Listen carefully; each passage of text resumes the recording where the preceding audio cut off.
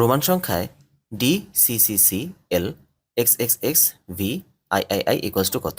Roman সংখ্যার ক্ষেত্রে 1কে বোঝানো হয় আই দ্বারা, 5কে বোঝানো হয় ভি দ্বারা, 10কে বোঝানো হয় এক্স দ্বারা, 50কে বোঝানো হয় এল দ্বারা, 100কে বোঝানো হয় সি দ্বারা, 500কে বোঝানো হয় ডি দ্বারা।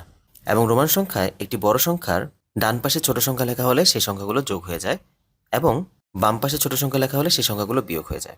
তো এখন এখানে আমরা সংখ্যাগুলো বসালে পাবো ডি মানে হচ্ছে 500, সি মানে হচ্ছে 100, একটা সি 100, একটা 100, এল মানে হচ্ছে 50, এক্স মানে হচ্ছে 10, দ্যাট মিন্স 10 প্লাস 10 প্লাস 10, 3টি এক্স ছিল।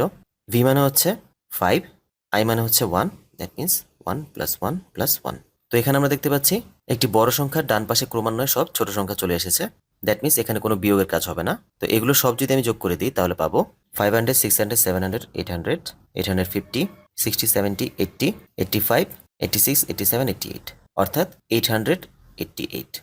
দ্যাট মিন্স কারেক্ট অ্যান্সার গ।